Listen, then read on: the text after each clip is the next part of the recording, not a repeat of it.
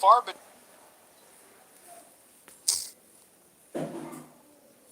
beneath the familiar shimmer of the waves, beyond the reach of the sun's life-giving rays, lies a world shrouded in perpetual twilight. It is a realm that occupies the vast majority of our planet's living space, yet it remains less explored than the surface of the moon. Here, in the crushing pressures and chill, the conventional rules of life are rewritten. This is not a barren wasteland, but a vibrant hidden kingdom, a final frontier on our own world, pulsing with secrets that challenge our very understanding of what it means to be alive. The darkness here is not an absence of life, but a canvas upon which nature has painted its most extraordinary and bewildering creations. The journey downwards is a descent through layers of deepening blue, a gradual stripping away of light and warmth. Sunlight, the engine of so much life on Earth, surrenders its power with every meter we plunge. First the reds and oranges are filtered out, then the yellows and greens, until only a spectral, haunting blue remains.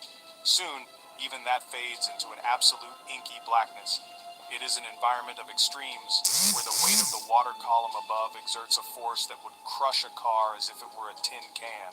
And yet, against all odds, life has found a way not just to survive, but to flourish in this immense, silent theater.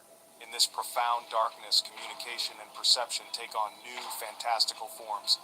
Sound travels differently, and sight, where it exists, has evolved in ways that seem utterly alien.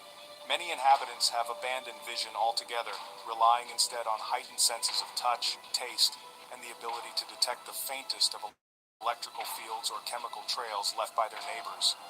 Others have become masters of light itself, generating their own cold, ethereal glow through the magic of bioluminescence. This living light pierces the gloom, used to lure prey, to startle predators, and to send silent, flickering messages across the vast, dark expanses of the deep sea. Today we embark on a remarkable expedition, venturing into this mysterious domain.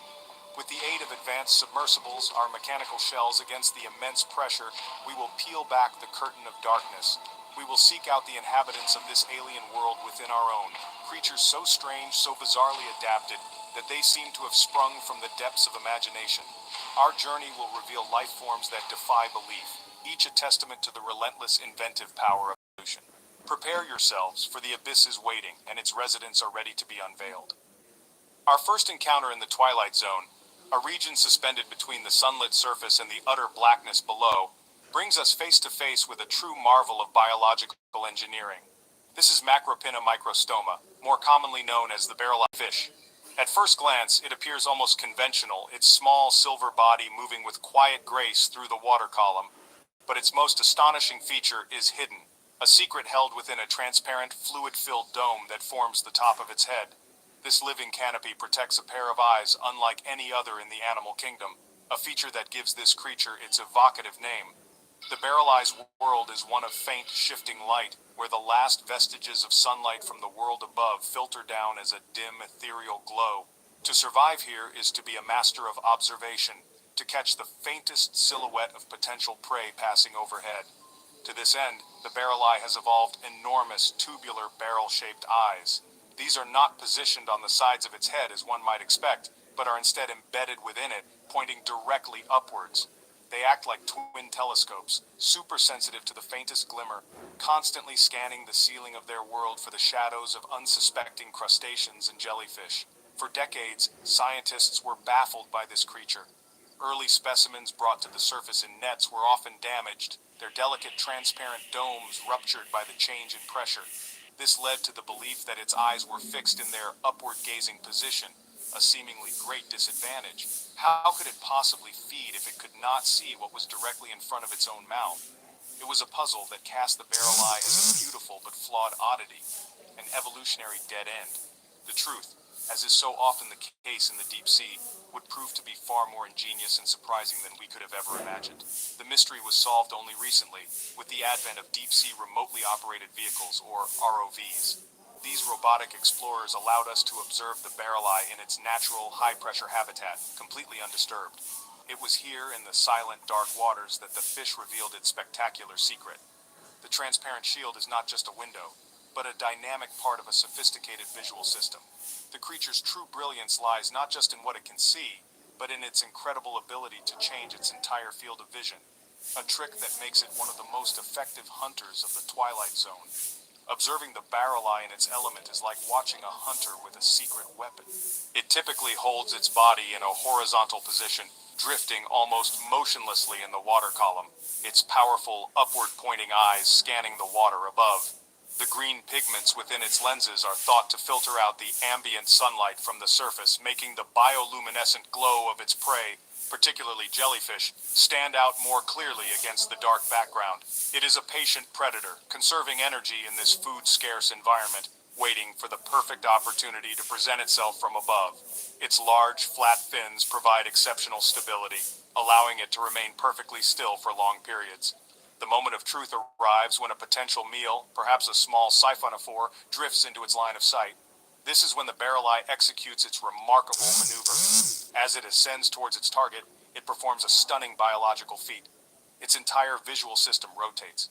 The sensitive, green, barrel-shaped eyes swing forward from a vertical, upward-facing orientation to a horizontal one, looking directly ahead. Suddenly, the creature that could only see the ceiling of its world can now see its prize, perfectly aligned with its small, pointed mouth. It is a transformation that happens in an instant, a seamless shift from surveillance to attack mode. This incredible ocular rotation is the key to its success. It allows the fish to track its prey with pinpoint accuracy during the final, crucial moments of the hunt. Without this ability, it would be like trying to catch a ball while only ever looking at the sky. Once its eyes are locked forward, it can precisely judge the distance and make the final, delicate move to snatch its food. Often, it is seen stealing food directly from the stinging tentacles of siphonophores, its transparent head shield likely offering protection from their venomous cells, a suit of armor for a deep-sea thief. The barrel-eye fish is a sublime example of how life adapts to the most challenging conditions in the most unexpected ways. What once seemed like a design flaw is, in fact, a highly sophisticated solution to the unique problems of life in the mid-ocean. It is a creature that sees its world through a living cockpit, its eyes like rotating gun turrets on a submarine, constantly scanning, then locking onto a target with deadly precision. It serves as a profound reminder that in the deep sea, our assumptions are often overturned, and the line between the bizarre and the brilliant is very fine indeed. We descend further now into the Bathyal Zone, a world of near total darkness and immense pressure, over 1,000 meters below the surface. It is here that we find a creature that seems to have swum directly out of prehistoric times. This is Mitsukurina austoni, the goblin shark. Its appearance is truly unsettling, a nightmarish assembly of features that defy our expectations of what a shark should be. Its flabby, pinkish-gray skin, lacking the sleek musculature of its surface-dwelling cousins, hangs loosely on its frame, an adaptation to the crushing pressures of its deep-sea home where dense muscle is a liability. The goblin shark is what is known as a living fossil. It is the sole surviving member of the Mitsukurinidae family, a lineage that stretches back over 125 million years into the Cretaceous period. In a sense, to look upon this shark is to look back in time to see a design that has proven successful enough to outlast the dinosaurs. Its most prominent and defining feature is its long, flattened snout shaped like a trowel or a blade that extends far beyond its mouth. This peculiar appendage, known as a rostrum, is not just for show. It is a highly sophisticated sensory organ crucial for survival in the absolute darkness. Dotted along the underside of this elongated snout are hundreds of specialized pores. These are the ampullae of Lorenzini electroreceptors that can detect the minuscule electrical fields generated by other living creatures. In a world without light, the goblin shark does not see its prey. It feels their presence. It cruises slowly and deliberately just above the seabed, sweeping its sensitive rostrum back and forth like a metal detector, probing the darkness for the faint electrical signature of a fish squid or a crab hiding nearby. It is a silent, ghostly hunter, sensing life where there is no light to see it. The name goblin shark is unnervingly apt. It was first described by Japanese fishermen who called it Tenguzam, after the Teng, a mythical creature from Japanese folklore with a long nose and a demonic face. Its small, dark eyes offer little hint of the predatory power that lies hidden within. They are almost an afterthought on a creature that relies so heavily on other senses. For a long time, its hunting method remained a complete mystery, a puzzle centered on its bizarre and seemingly clumsy jaw structure. But the truth, when finally revealed, was more shocking than anyone could have predicted. The moment of the strike is when the goblin shark reveals its truly terrifying secret. As it senses prey with its rostrum, something extraordinary and violent happens. Its jaws, which are normally tucked neatly away beneath its head, are unleashed. They are not fixed to its skull in the same way as in other sharks. Instead, they are slung in a highly elastic ligament, capable of phenomenal extension. In a fraction of a second, the entire jaw structure catapults forward, extending to a distance almost equal to the length of its snout. It is a biological catapult, a lightning-fast ambush mechanism. This protrusible jaw is armed with a chaotic collection of long, thin, needle-like teeth. They are not the serrated cutting blades of a great white designed for shearing through flesh. Instead, they are like a cage of sharp needles, perfect for snagging and impaling soft-bodied, slippery prey like squid and deep-sea fish. Once the jaws have shot out and ensnared the victim, they retract just as quickly, pulling the unfortunate creature into the shark's gullet. The entire action is so fast, so explosive, it has been dubbed slingshot, feeding a method as brutally effective as it is visually grotesque. This jaw mechanism is one of the most extreme examples of cranial kinesis, the movement of skull bones relative to each other in the entire animal kingdom. The sheer intrusion are unparalleled. It allows the slow-moving, almost lethargic shark to compensate for its lack of speed with a sudden, inescapable burst of predatory power. It doesn't need to chase its prey. It simply needs to get close enough for its remarkable jaws to bridge the final gap with astonishing velocity.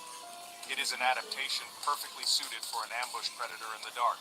The goblin shark is a creature of deep-sea horror and evolutionary wonder.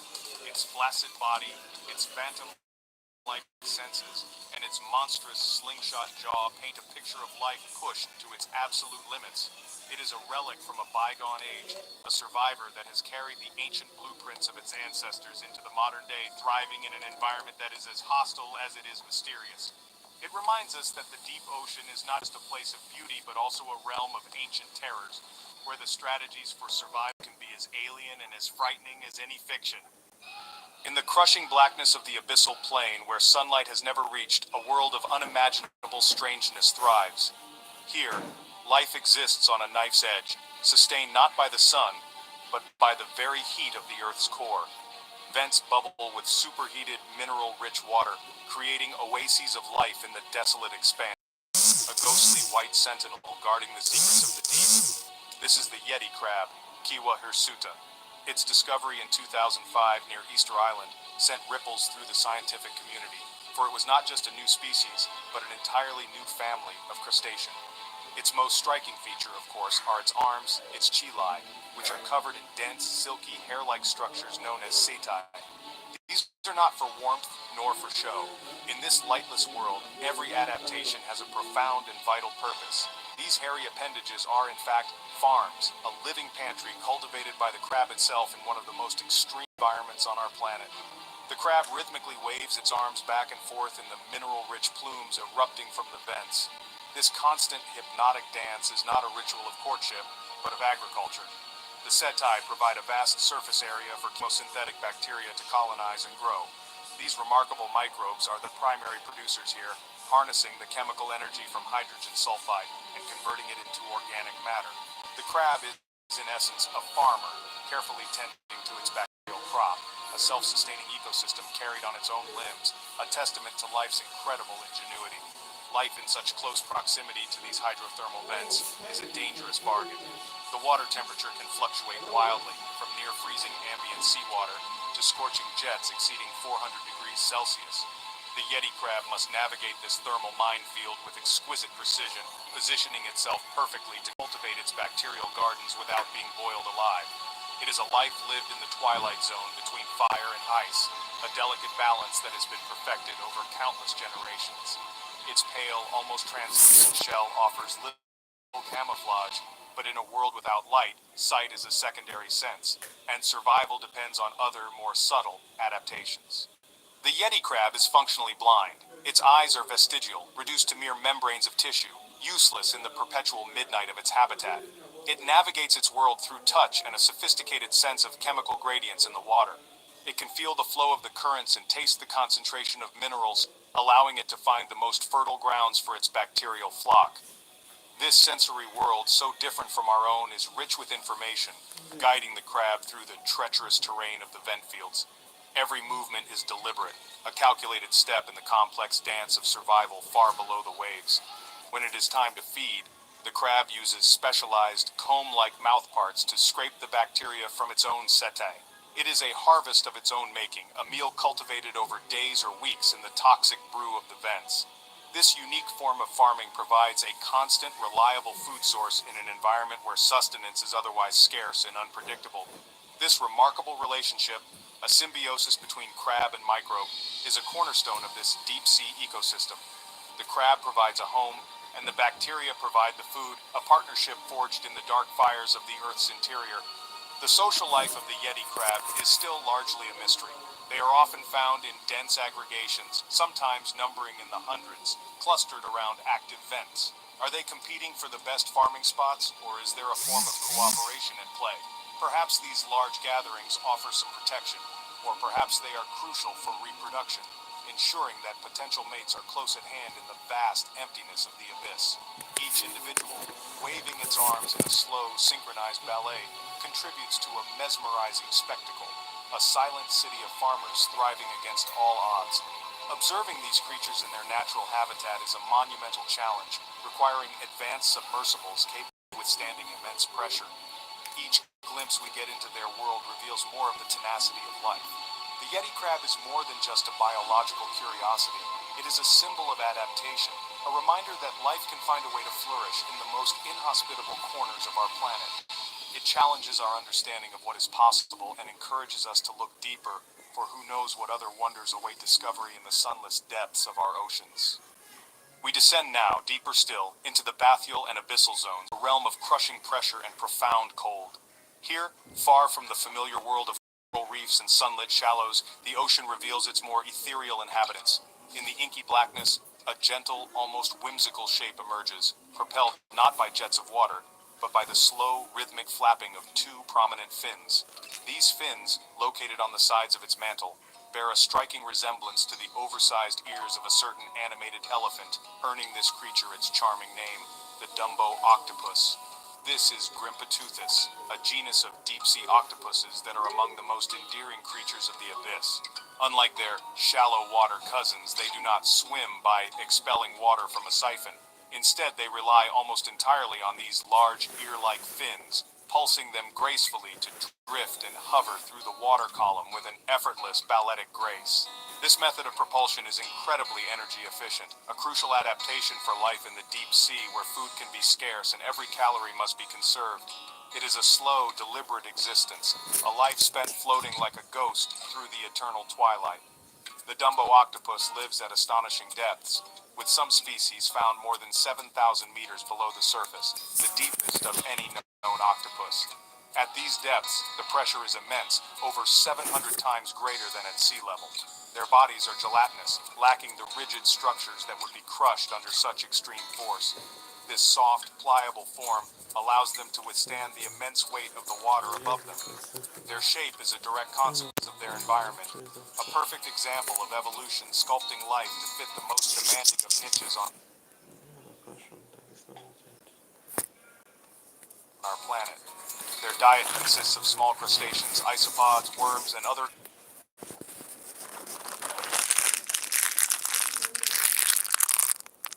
invertebrates that live on or just above the seafloor. The Dumbo octopus drifts patiently, its large eyes scanning the gloom for any sign of movement. Once prey is located, it pounces, enveloping the unsuspecting meal with the webbing between its arms, trapping it before swallowing it whole. This strategy is another energy-saving measure. There are no high-speed chases here, only methodical, patient hunting. In the slow-motion world of the abyss, patience is not just a virtue, it is a key to survival. The reproductive strategy of the Dumbo octopus is as unique as its appearance. Unlike many other octopus species, where the female lays a clutch of eggs and dies shortly after, the Dumbo octopus appears to be a continuous spawner. Females carry eggs in various stages of development simultaneously, laying single eggs one at a time over an extended period. This approach may be an adaptation to the stable but resource-poor environment of the deep sea. Rather than a single massive reproductive effort, they invest their energy slowly, increasing the chances that at least some of their offspring will survive. These eggs are laid on the seafloor, often attached to rocks or even deep-sea corals. The female does not brood them. Once laid, the large, tough egg case is left to fend for itself. Inside, the young octopus develops fully, emerging as a miniature version of the adult, perfectly equipped for a life of solitude in the deep. This hatch-and-go strategy means the young are independent from the moment they are born, ready to begin their own slow, silent journey through the abyss. It is a lonely start to a lonely life, a common theme in this vast, dark wilderness. Communication between these solitary creatures is likely minimal and still poorly understood. Their large eyes are well suited for detecting the faint bioluminescent signals that are the primary language of the deep. It is possible they use their own subtle light shows or changes in skin texture and color to signal to rivals or potential mates. This has yet to be observed directly. Much of their lives remain shrouded in mystery, their secrets locked away by the immense pressures and depths they call home. Each new observation from a deep-diving submersible adds another small piece to the puzzle of their existence. The Dumbo octopus is a creature that defies our expectations of what an octopus should be. It is not a master of camouflage hiding in a reef, nor a powerful hunter jetting through the water. It is a gentle, ethereal drifter, a serene in most challenging environments. Its charming appearance belies a remarkable resilience, a suite of adaptations that allow it to thrive where few other complex animals can. It serves as a beautiful reminder that even in the deepest, darkest corners of our world, life can be gentle, graceful, and utterly enchanting. There are creatures in the ocean so ancient their lineage stretches back to a time before the dinosaurs walked the earth. They are living relics, survivors of mass extinctions, carrying the whispers of a primeval world in their very DNA. In the deep, cold waters of the outer continental shelf and upper continental slope, one such creature glides through the darkness. With its long, serpentine body and an unnervingly reptilian head, it looks more like a sea monster from old sailors' tales than a shark. This is the frilled shark, Chlamydocelicus anguineus, a true living fossil. Its appearance is profoundly primitive. It possesses 6 pairs of gill slits, unlike the 5 found in most modern sharks, and these gills are adorned with distinctive frilly red margins, which give the shark its name. Its body is slender and eel-like, capable of bending and striking with a snake's agility. Its terminal mouth, located at the front of its snout rather than underneath like most sharks, is another ancient trait. To look upon the frilled shark is to look back in time, to see a design that has proven successful for at least 80 million years, a blueprint for survival that has scarcely needed to change. This shark is a creature of the Twilight Zone, typically found at depths between 50 and 1,500 meters. It is a slow, sluggish swimmer, its body adapted for ambush rather than pursuit. It likely hovers in the water column, its dark brown or gray skin providing excellent camouflage in the low-light conditions. It may use its eel-like body to lurk in crevices and caves on the seafloor, waiting for unsuspecting prey to venture too close. Its very existence is a lesson in patience, a strategy of conservation and opportunism honed over geological time. The true terror of the frilled shark is revealed when it opens its mouth. It possesses around 300 teeth, arranged in about 25 rows. Each tooth is small but rigidly sharp, with distinct prongs like a trident. When the shark strikes, these rows of needle-like teeth interlock, creating an inescapable trap. They are not designed for cutting or shearing flesh, but for snagging and holding on to soft-bodied prey, such as squid, which are thought to be a primary component of its diet. Once caught in this nightmarish cage of teeth, there is little hope of escape. The hunting strategy of the